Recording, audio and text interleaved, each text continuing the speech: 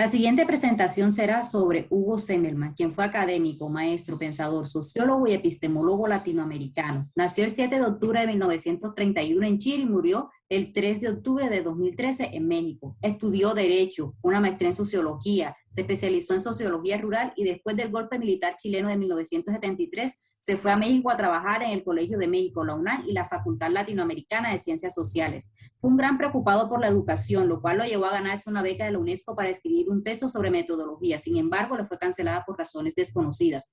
Sus publicaciones abarcan problemas agrarios, movimientos sociales, asuntos de los regímenes militares chilenos, cultura política, Estado y sobre todo metodología y epistemología.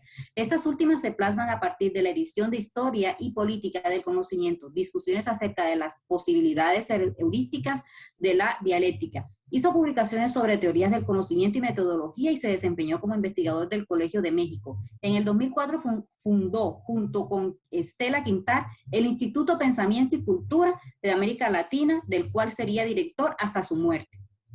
Hizo importantes aportes en el análisis de la emergencia de discursos y teorías sociales que reivindican el papel del sujeto y la subjetividad, invitando a que las ciencias sociales asuman el análisis del plano subjetivo como componente activo en los procesos de construcción, de conocimiento y en la valoración de la realidad social en todas sus aristas.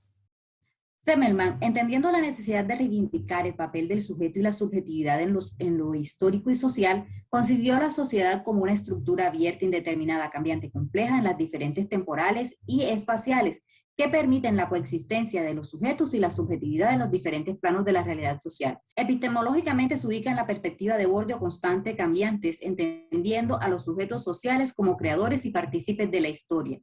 Ello lo aleja de la perspectiva clásica del sujeto histórico que representa una clase social o una relación político-ideológica, planteando un análisis del sujeto mucho más amplio. Así como el autor ve al sujeto de forma activa en busca de nuevas significaciones y que necesita de un lenguaje nuevo y abierto.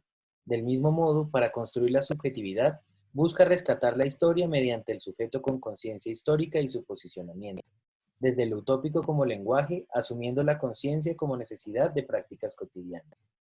Es por ello que para Semmelmann, el sujeto es más que una organización unificada.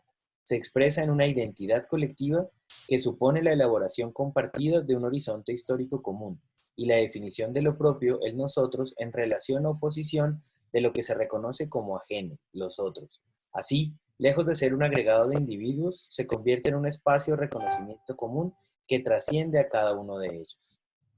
Ubica al sujeto en la historia para construir el futuro mediante un conocimiento que se erija teniendo en cuenta las dimensiones de la realidad y las del sujeto que actúa en contexto. Así, el conocimiento social se basa en sujetos sociales y su realidad como campo de acción. Esto hace que el conocimiento social se movilice sobre los ámbitos de la subjetividad social y la articulación de formas discursivas generando una construcción de sentidos diversos. Para el autor, la subjetividad social es entendida como individual o colectiva, y es una parte de la realidad social en la que se entrelazan la memoria, la cultura, la conciencia, la voluntad y hasta la utopía, asociándose con la apropiación de una historicidad social. De este modo, la subjetividad está en la realidad social y permea todos los ámbitos sociales. El concepto de subjetividad involucra el conjunto de normas, creencias, lenguajes, formas de decir el mundo, configurando identidades, modos de ser y cambios colectivos más allá o no de las condicionales de producción económica y los sistemas políticos. Para Semmelmann, la subjetividad toca lo personal y lo social. De este modo, ésta se despliega en la cultura, entendida como un conjunto de representaciones simbólicas, valores y actitudes generalmente fragmentados y heterogéneos.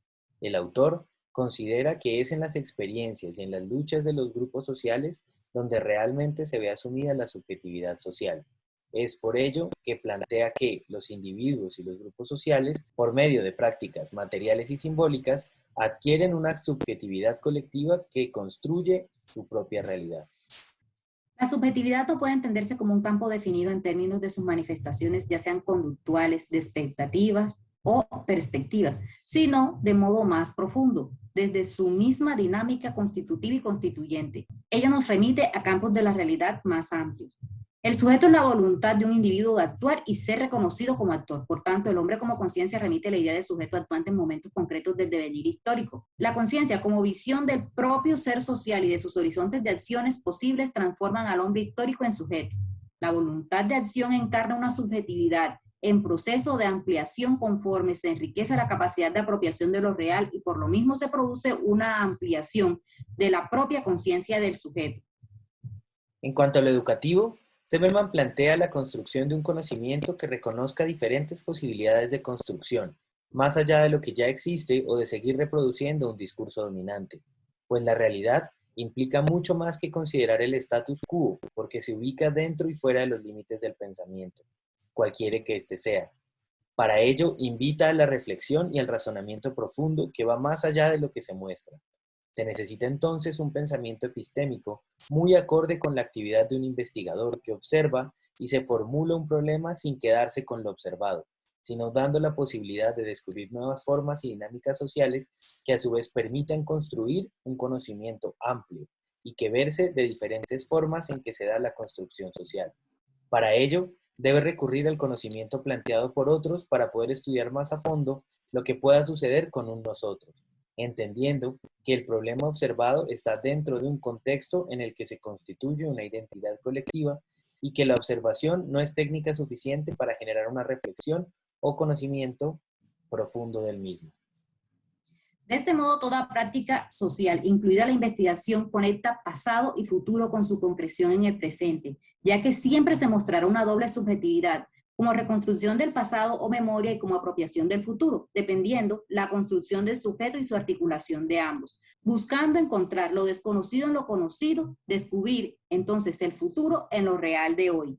Entonces, la obra de Semmelmann trata sobre perspectivas que, además de dar cuenta de la interrelación de los diferentes campos de conocimiento, constituyen en sí mismas nuevas lecturas de la realidad. Se entiende la historia con bifurcaciones complejas e indeterminadas y abiertas, siendo así la realidad en la que existe un campo de acciones alternativas capaces de crear nuevas realidades. Estas realidades solo son leídas por los sujetos sociales quienes pertenecen, pero también la capacidad de crear o construir historia más allá de ser sujetos históricos, homogenizados en una clase social o relaciones políticas epistémicas, pues cada uno tiene sus propias experiencias y formas de ver el mundo, los cuales convergen en su subjetividad o mundo de vida. Ello supone la coexistencia de discursos que conforman la capacidad del hombre para ser hombre de historia, convirtiendo de este modo la historia en experiencia. A modo de reflexión, el sujeto social se considera como constructor y pieza de la historia, que conforma y es conformado por las situaciones que lo atraviesan. La educación es una de ellas y corresponde a todos los que hacemos parte del devenir de dicho proceso. Es escritura constante que nos permite replantearnos frente al contexto inmediato y los estímulos externos. De esta manera se hace necesario considerar la heterogeneidad del sujeto social y su subjetividad histórica a fin de conectar y comprender que así como cambia un sujeto, los demás también cambian. Ese constante devenir nos invita a considerar la otredad, considerando las perspectivas individuales de los sujetos aprendices. Entender al estudiante individualmente como parte y fin del proceso educativo, escucharlo activamente e intentar establecer juntos modelos educativos significativos para cada generación es vital en el trabajo educativo. Semmelmann ayuda a entender que los conceptos que hemos aprendido en el proceso solo son un punto de partida para acercarnos al entendimiento de algo. Lo importante es tener una claridad no solo del concepto y su autor, sino quién es ese autor, en qué momento de su vida y desde qué rama del conocimiento plantea el concepto y cómo es afectado por múltiples singularidades que pueden contener los sujetos sociales, dados sus contextos particulares, en los que construyen una historia de la cual hacen parte, entendiendo que todos somos parte importante de la creación de la historia como actor y producto de ella. La realidad que enfrentamos, la realidad sociohistórica, tiene múltiples significados. No es una realidad clara, inequívoca, con una configuración cristalina y a la cual se le pueda abordar sencillamente construyendo teorías o conceptos. No es así por diversas razones, las cuales forman parte del debate que hoy día se da en el ámbito académico sobre el problema que afecta a las ciencias sociales y que yo resumiría en un concepto: el desajuste, el desfase que existe entre muchos corporas teóricos y la realidad.